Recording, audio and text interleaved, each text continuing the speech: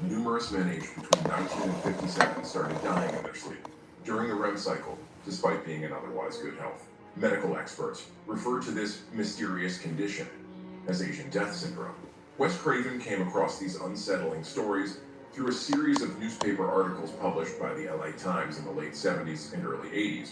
He was fascinated by the fact that the articles did not make a direct connection between the genocide and the dream-related deaths of these deeply traumatized survivors. Craven cites these articles as his primary source of inspiration for the terrifying concept behind A Nightmare on Elm Street. Long before Freddy Krueger became the iconic figure with a fedora and a red and green sweater, his image was conceived in the mind of a young Wes Craven. In Encounter with a Disfigured Homeless Man, Craven recalled that when he was just 11 years old, he saw a man walking past his apartment window who bore a striking resemblance to what we now know as Freddy. The man seemed to sense that he was being watched, stopped in his tracks, and made direct eye contact with the young Craven, who quickly retreated into the shadows, terrified. When Wes thought it was safe, he returned to the window, only to find the man still staring at him, thrusting his head forward as if to say, "Yes, I am still watching you." The man then began advancing toward Craven's apartment building entrance. Craven raced through the building to his front door, just as he heard the intruder enter the building and start climbing the stairs. Fortunately, his older brother was home at the time and charged through the corridor wielding a baseball bat, but the mysterious stranger had vanished. However, the memory of that encounter stayed with Craven for decades. With Freddy's image indelibly etched into his mind, Craven was able to develop the rest of the Springwood slasher's unique characteristics.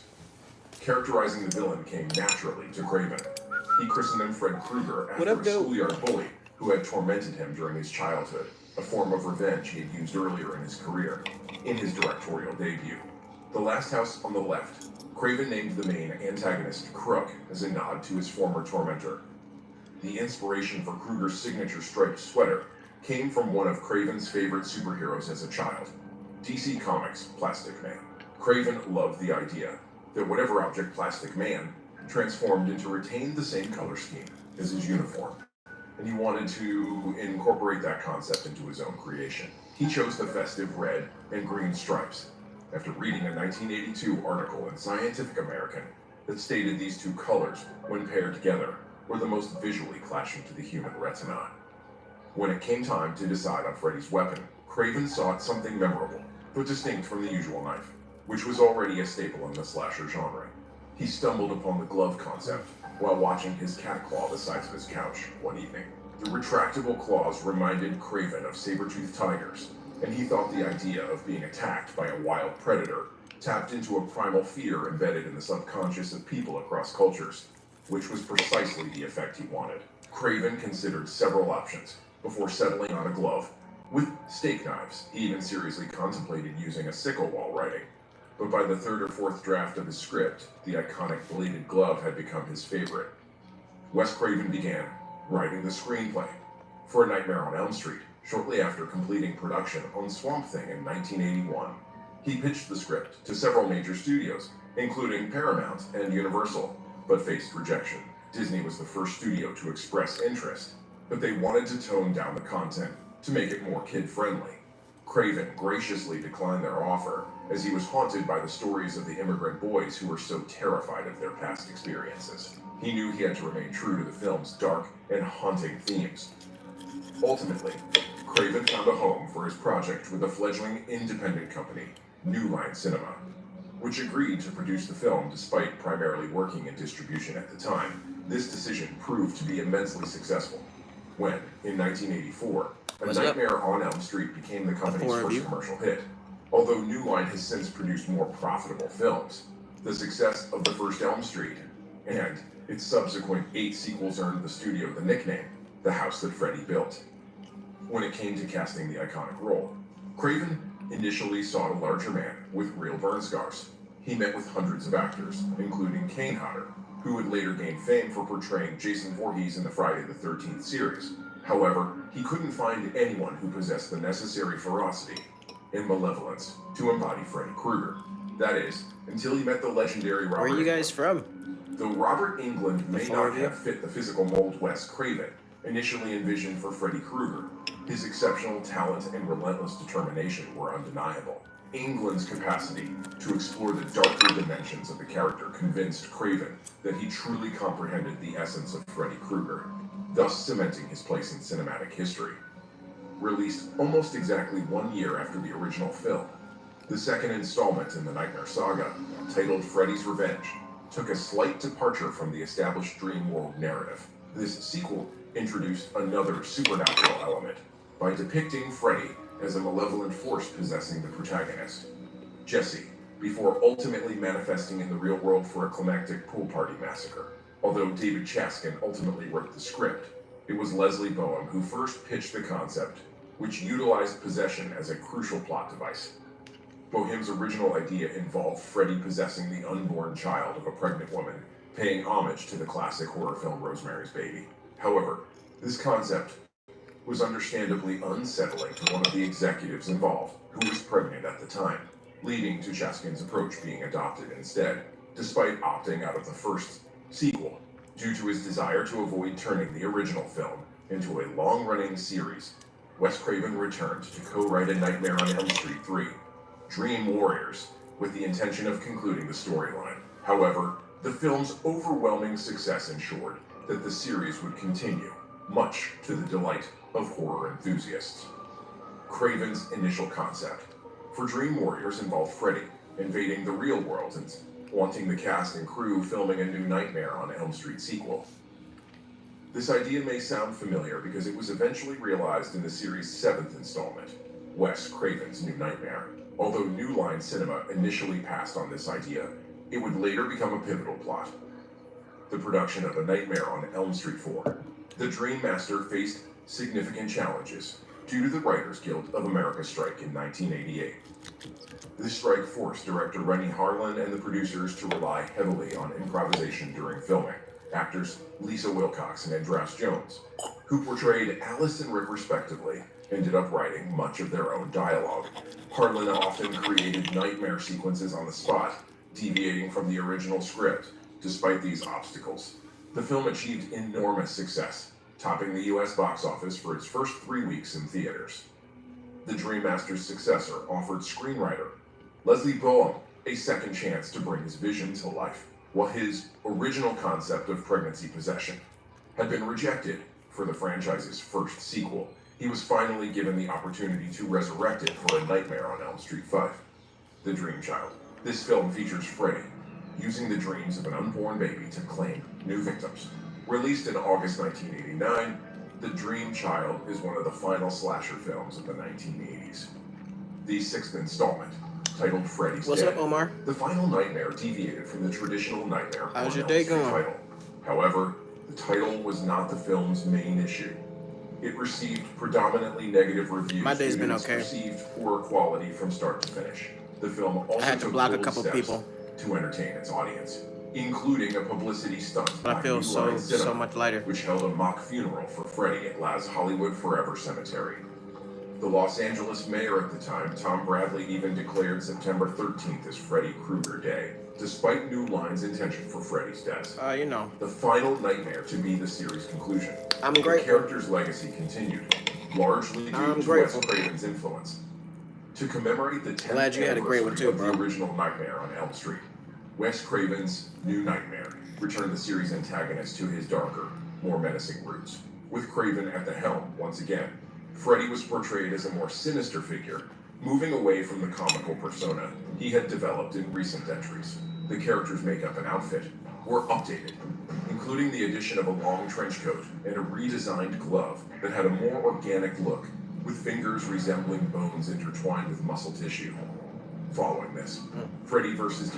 Jason emerged as arguably the biggest crossover event in horror cinema history. This film was a direct result of fan demand for an epic showdown between the two slasher giants, although discussions for Freddy vs. Jason began as early as 1987. It took 16 years and 3 more Friday the 13th sequels before the film finally became a reality. In early 2008, filmmaker Michael Bay announced that his production company, Platinum Dunes, would reboot the original A Nightmare on Elm Street.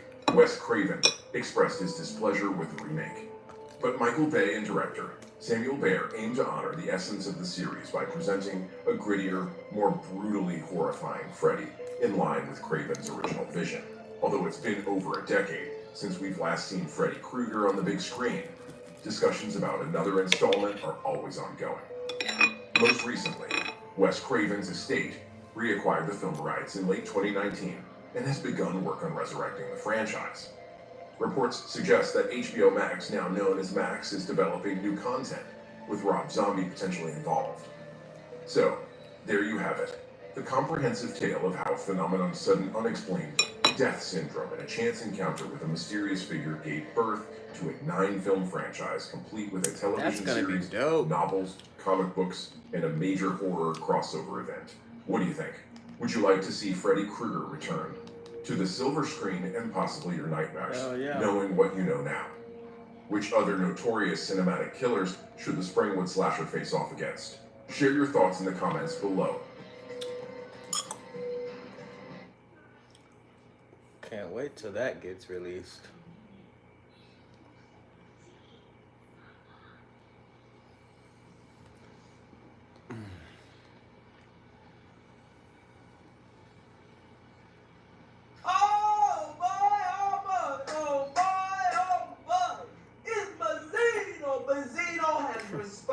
To Eminem's album.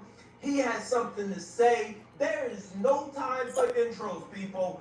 Let's just play this. Let's get right into Zero. Oh, Zero. All right, let's play. Let's see what you guys say, man. I had a dream. In the great words of Martin Luther King, I had a dream. I had a dream that one day people will wake up. My people, the hip-hop community, our culture. Deco wakes up. Okay, let's start right there real quick. Benzino coming in on his inspirational. He coming inspirational. He coming on his power. We talking power. Benzino said, I got a dream. No, let me try that. I got a dream. I don't know what that cluck is. That's what I think when I think about a term. Cluck. Dream. Freedom. Free laugh. Thank you, man. Alright, listen, no, I'm not playing around. I really want to hear what Benzino's got to say about this album. Benzino said he had a dream. He's coming in inspirational. He's coming into some trolling vibes right now. So I can tell that he's a little hurt by something. If you start off trolling for no reason, if you start off a review trolling, I know you on some trigger stuff right now. And you got glasses on, so you must be hiding something behind those glasses. I don't know if it's tears or what, but he ain't crying this time, so he's got his glasses. Continue, Ben. Your people, you say, wait, you say your people? The mulattoes? Let me stop. So wakes up. I had a dream that they woke up one day, and they finally seen through this bullshit Eminem. Through this bullshit masquerade he's been doing for the last 20-something years. He put this last album out and didn't dare mention my name. Didn't dare mention Benzino. After that ass kicking of Voltorius, and of course the legendary classic now, Rap Elvis, went to Detroit, inner city, went to Monster. Wait. Did Benzino finally give himself... Did Benzino give himself 5 stars again?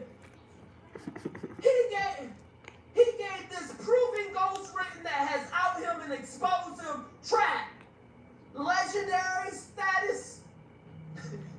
He said it's a legendary. Did he say classic? I know he said legendary. He said this legendary disc record. That's what he said. He made it legendary. You can't get mics no more because of this. We already took away your mic privileges. Your self-proclaimed ghost-written track. That's what took him out. I knew Ben was triggered. Glasses, red flag. Trolling, red flag. Now it comes out. What's in the heart comes out the mouth. What'd he say? After all the trolling, he didn't mention my name. Ben, how you know you didn't mention his? How you know he didn't mention your name? You listen to the album, man. Y'all know. All right, let's just play. Let's continue. Yeah, threw the meatballs all over my girl. Disrespected him in every way. Waxed his ass with Rap Elvis. And he came back with an album and didn't even mention the Z-Star at all. It's over. I finished him. Serious, all jokes aside, we gotta stop with the Z-Star. He is really trying to push the Z-Star. He don't want to be called Ben. He wants to be called the Z. He's trying to rebrand. You're damn near 70. You can't rebrand. It is over. Retired. Wow. What you doing rebranding? You got the wrong R, my guy. You got the wrong R word. Matter of fact, play my jam. Get this guy the R. R.I.P. Rough, rotten, ruined rats. Gotta get this song. Gotta get this song. Gotta get this song. You know you wrong. Gotta get this song. Let's get it. Gotta get this song. Gotta get this song. 'Cause you know you wrong. Hey.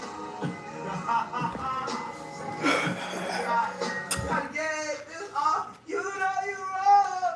Listen. He's trying to rebrand at 70. That's not rebranding. That's retirement, my guy.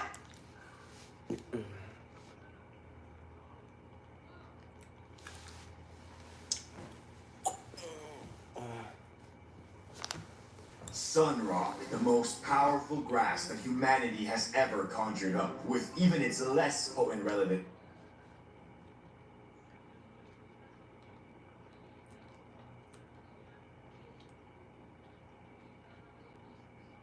Blacky Speaks went from a popular music commentary channel with over 1 million subs and 1,000 videos uploaded to being relentlessly trolled and chased off the internet, leaving too soon, as he completely vanished off the platform at arguably the most important time, leaving his fans to ask the question, what happened to Blacky Speaks? Let's talk about it.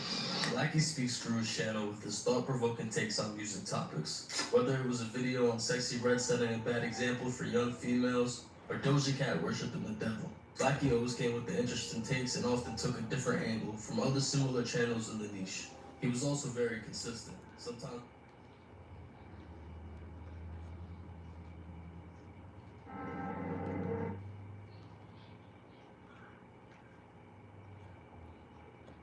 Ever since I got introduced to and captivated by the horror scene as a child, I've always been fascinated by the use of the unknown and the things that can't be fully explained.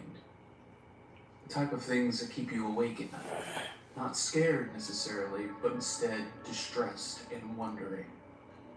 Thanks to that attraction, cosmic horror has always been my favorite form of the storytelling medium. When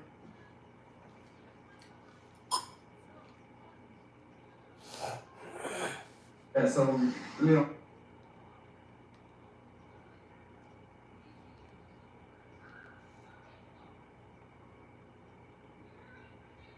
Panthers is one of the most beloved new stars.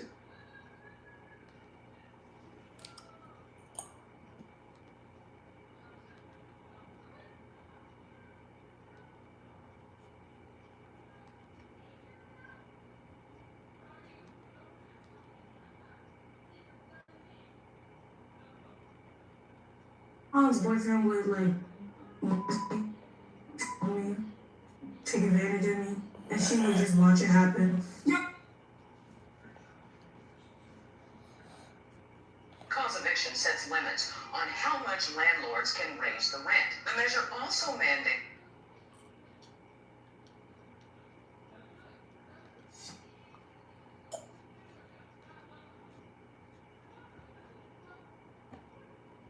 So Shudder has a new movie that they threw out into theaters, which is really cool. I'm glad that Shudder has been having a lot of faith in their releases as of late and putting these things pretty wide. Whether it was Arcadian with Nicolas Cage.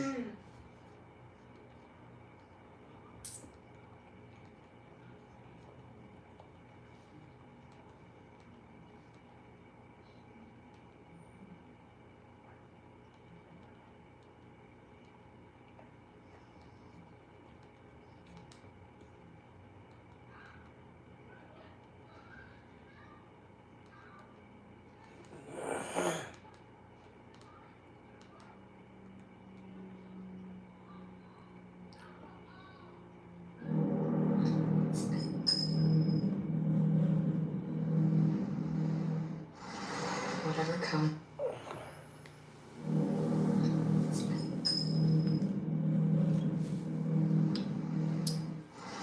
Whatever comes, we'll face it together. Let's go.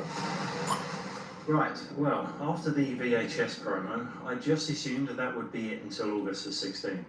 We've all got a strong vibe for the film by now, and we've surely seen enough to understand on a basic level what Fede Alvarez has done with Alien Romulus, and for the most part, I've been impressed so far.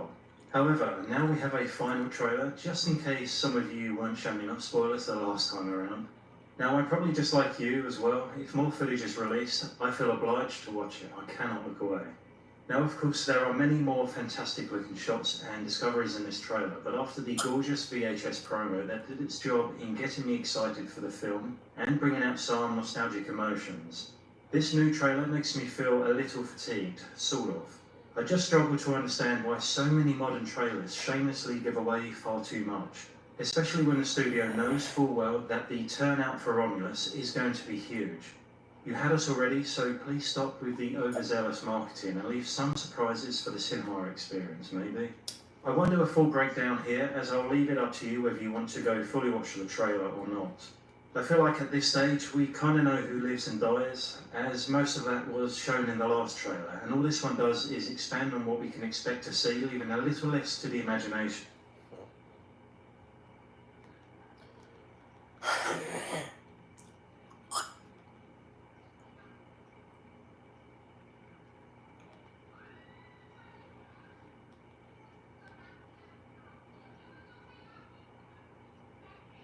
This video is brought to you by Mubi, a curated streaming service dedicated to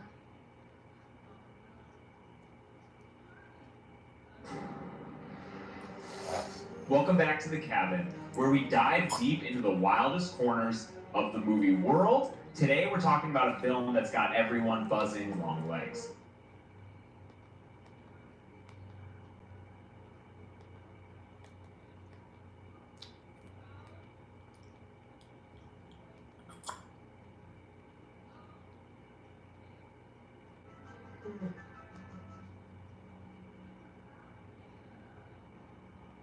Mammon, also known as the Prince of Greed, is one of the 7 princes of hell.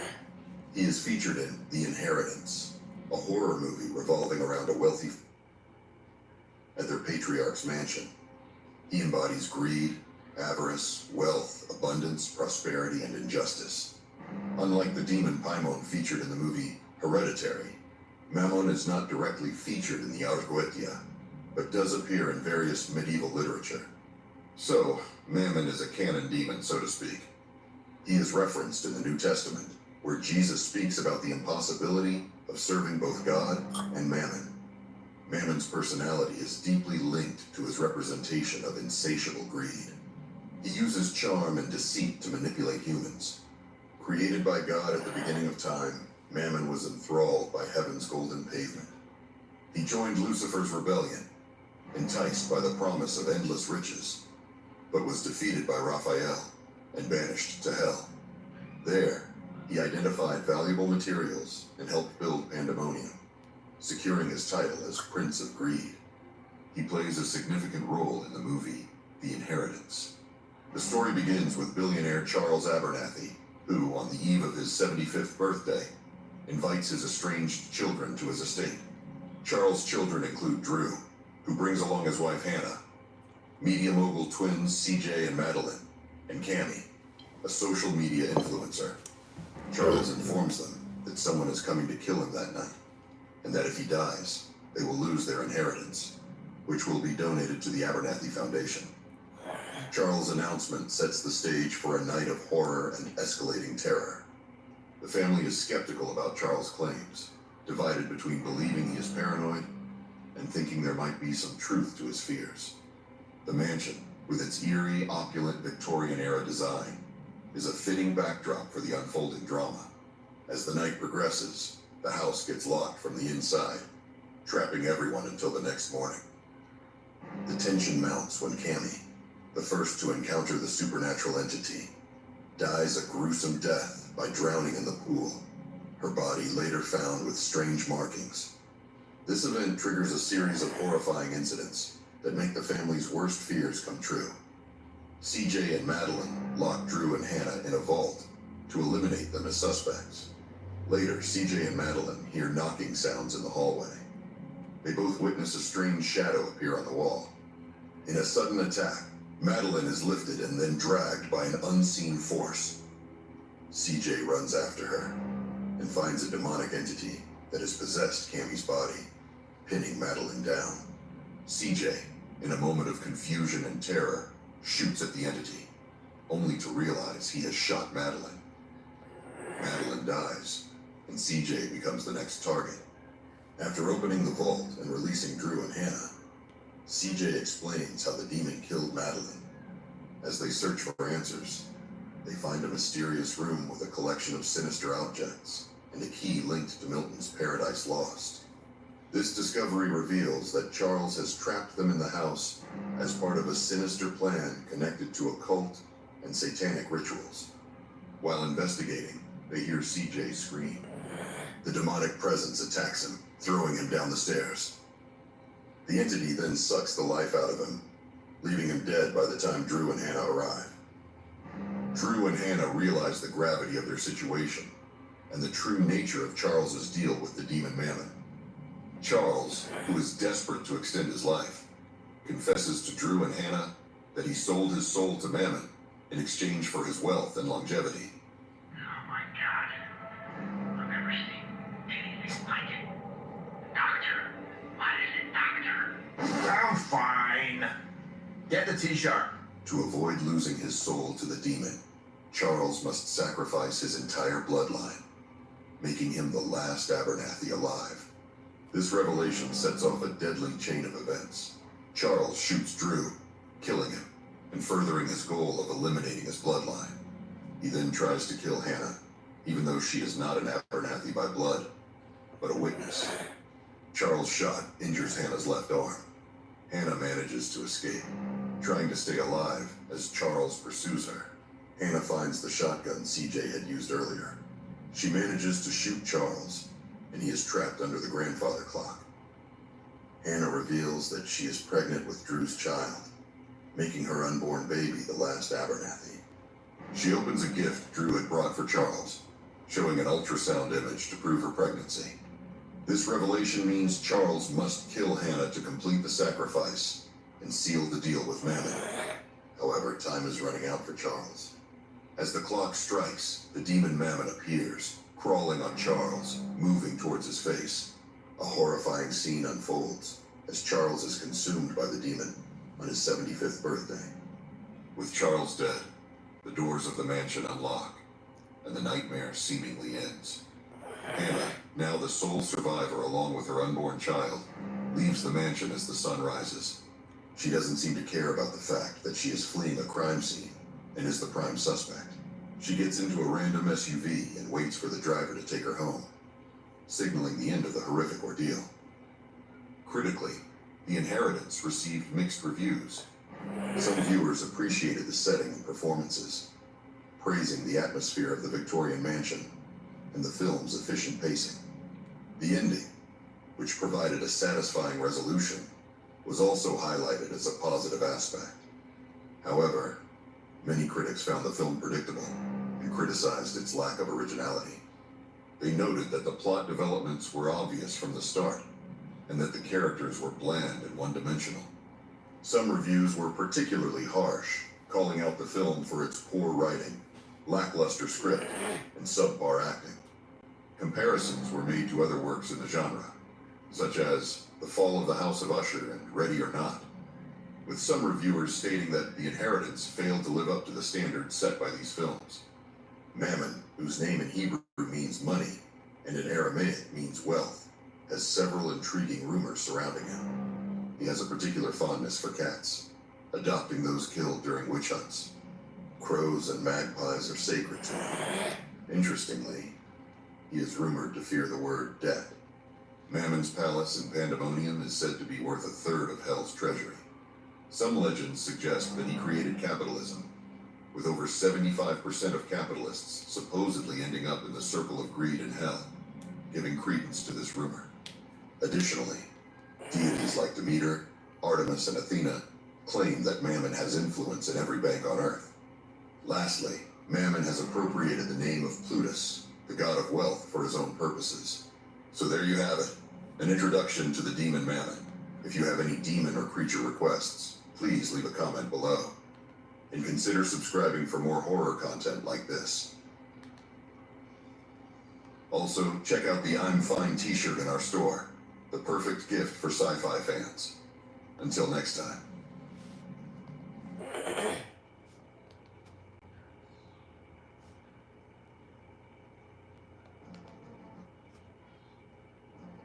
I'm sorry about what's gonna happen to you. Hello everyone and welcome back to my channel.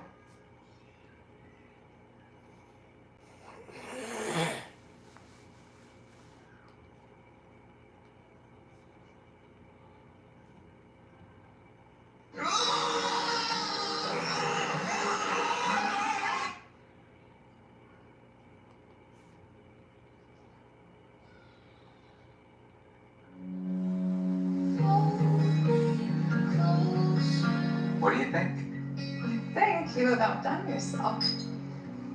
Thank you for this. I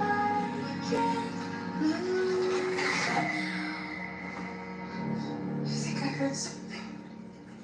What could have done this? What the hell?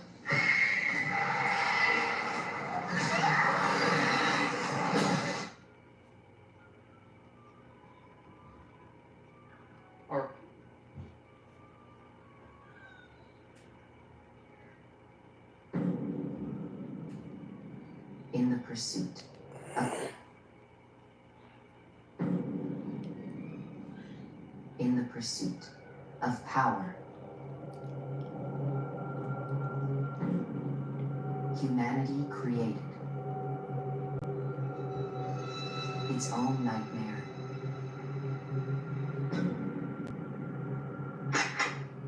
We tried to control it, but it became our worst enemy.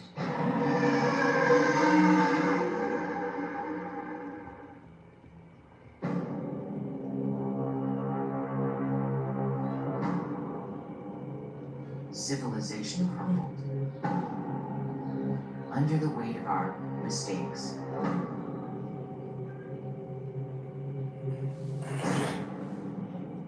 But hope is not lost.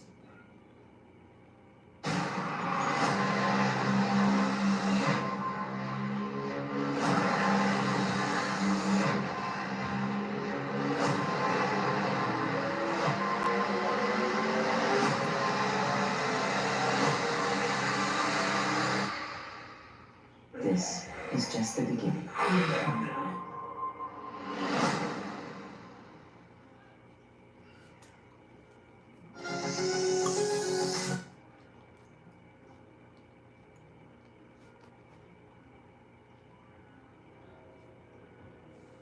Sun rock, the most powerful grass.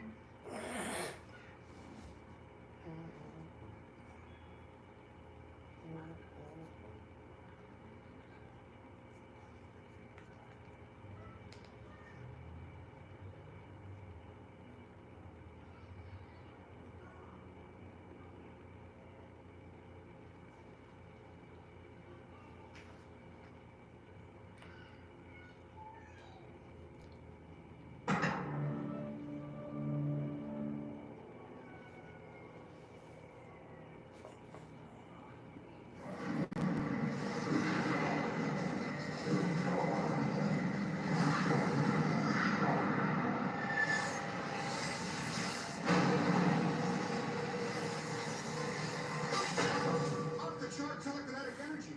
Full bore convective spatter. You took the words right out of my mouth. I'll take the words. Sorry, I don't have change. Are you okay?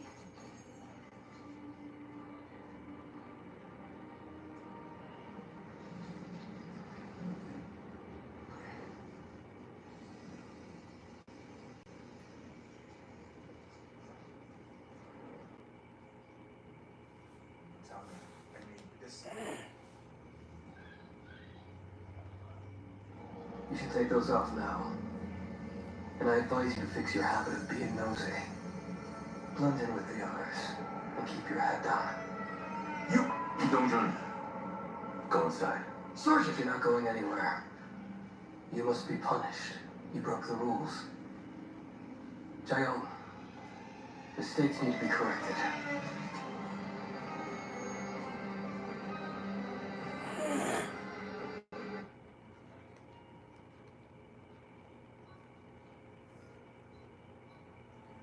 I'm Bon Namihira. Just as my name implies, I've always been average at everything. But the truth is, I actually like being average at everything. 뭐야? 큰일 났습니다, 형님. 사위가 사...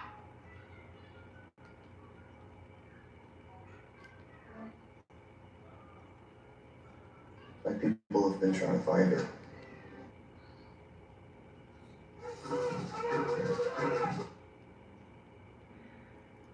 Hey, Dad, this is.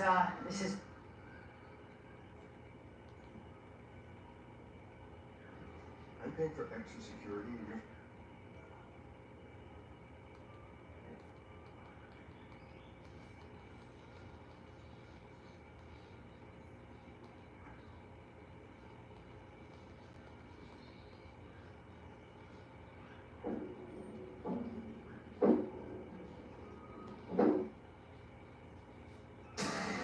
An army from the east descends upon us. This enemy is unlike anything we've ever seen before. By the gods, good folks will die. No! What's your name? Heron, Join us. you really think this monster can lead them?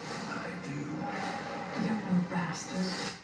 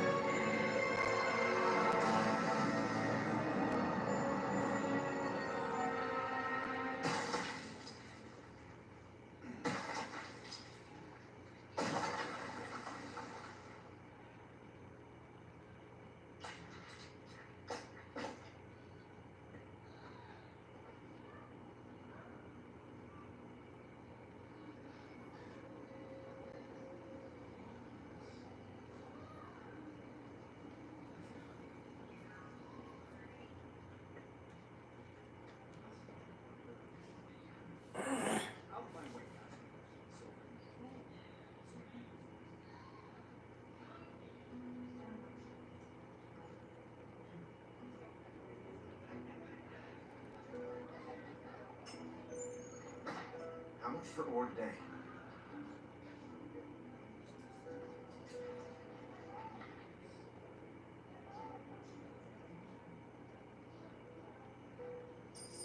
Two drachmas for the lump. 2 drachmas? That's it?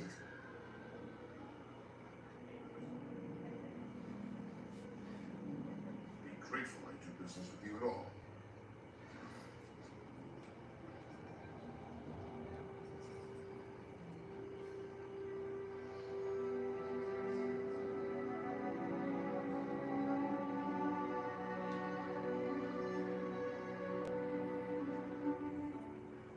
How did it go? What about the rest of it? I was lucky to get that. Don't worry. We'll figure something out.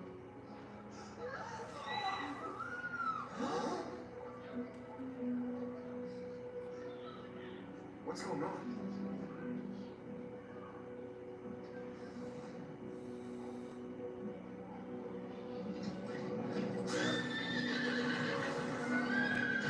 You need not fear me. I am Grand Archon Alexia. I'm in pursuit of a demon. Have you seen anything pass? Demon? No. Then get inside. These monsters know no mercy.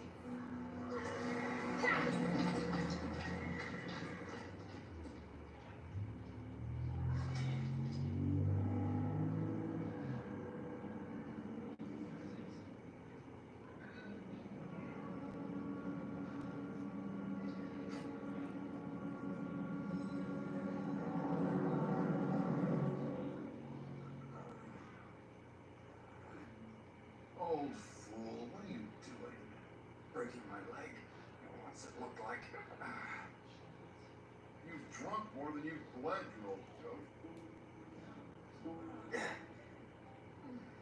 These days, pony some killed lives. Go ahead without me. You're old, not dead. We have to clean this. How long?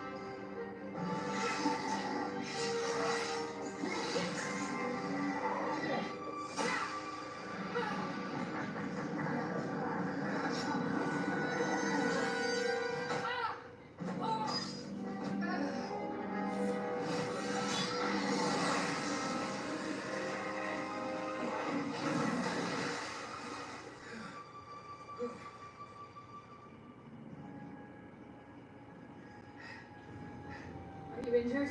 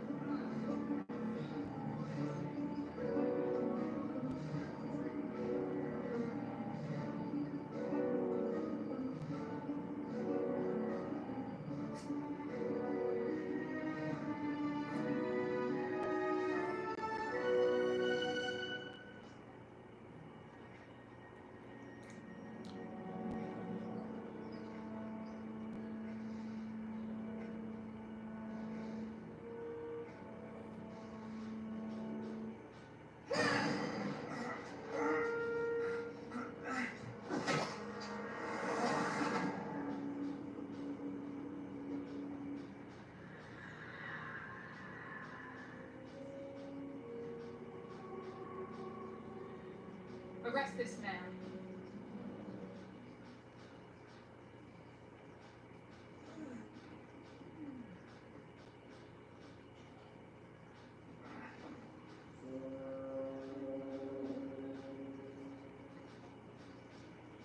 The rumors are true. An army from the east descends upon us. But this enemy is unlike anything we've ever seen before. They're a cult of monsters many dare not speak of. Only after I saw them did I finally believe. And now, so will you.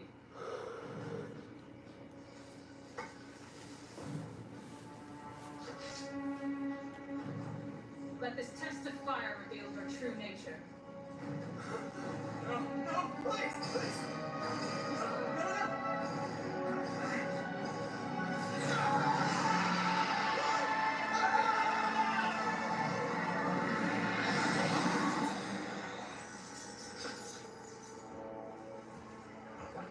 What are you doing? May the gods have mercy.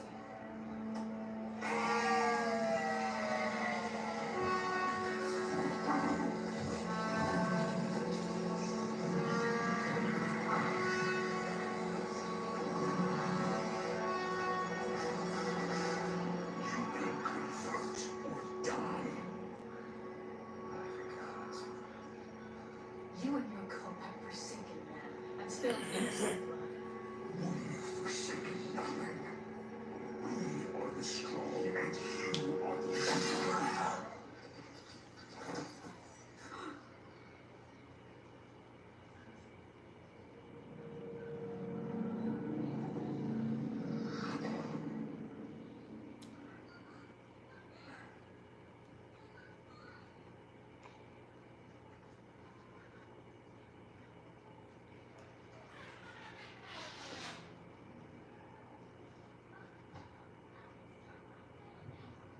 How is this possible?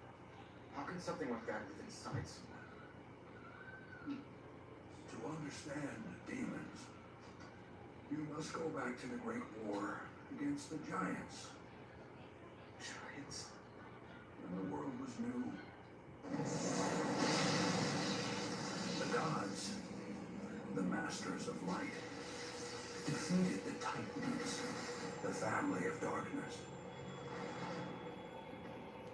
But as the last Titan fell, he swore a curse on the gods. And when his blood struck the sea,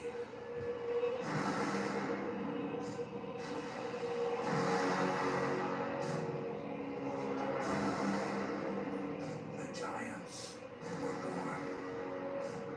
These monsters were brought into the world for a single purpose: to destroy the realm of the gods. And this war erupted, for the great geontology had begun.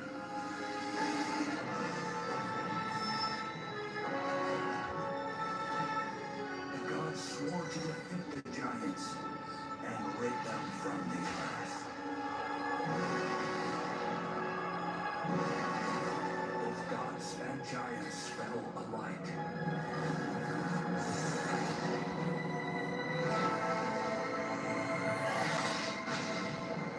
Still, neither side would relent. And the two factions battled on endlessly, incapable of conquering the other.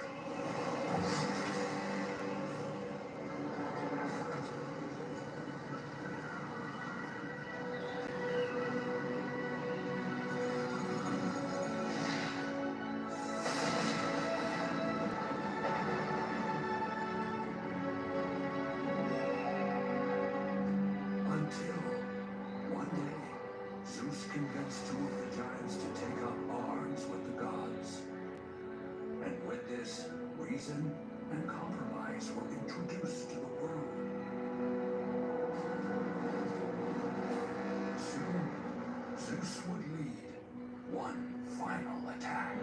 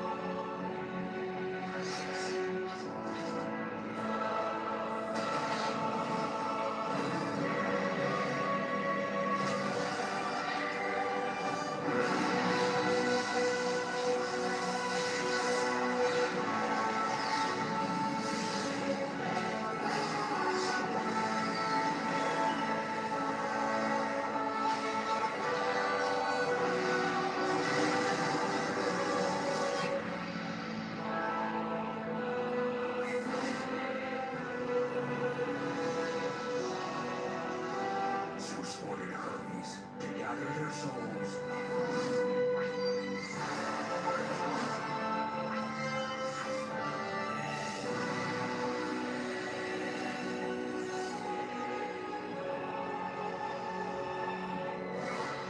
While their remains were cast into the ocean to be forever swallowed by the tides. The smithing god Hephaestus forged the grand automaton Talos to stand guard over the cauldron, forever sworn to keep it shut so that this evil would never return. What does this have to do with demons? Patience, my young friend. As the ages passed, a terrible squall rustled the ocean floor, casting a dead giant to shore. And as the fates would have it, one of these dark vessels was discovered by a man. And though he did not know it, this evil began poisoning him. For to even touch a giant is to feel the abyss.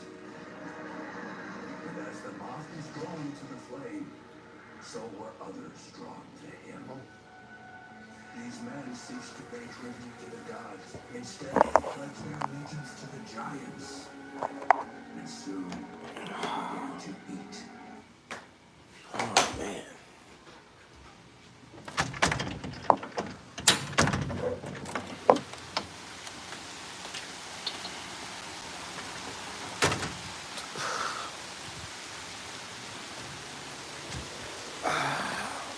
This is what I needed.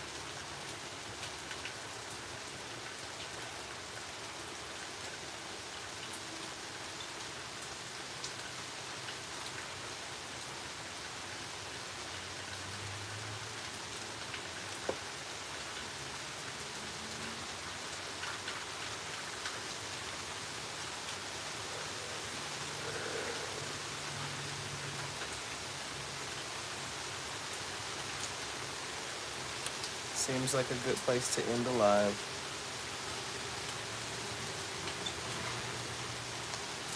Take a nap on the porch.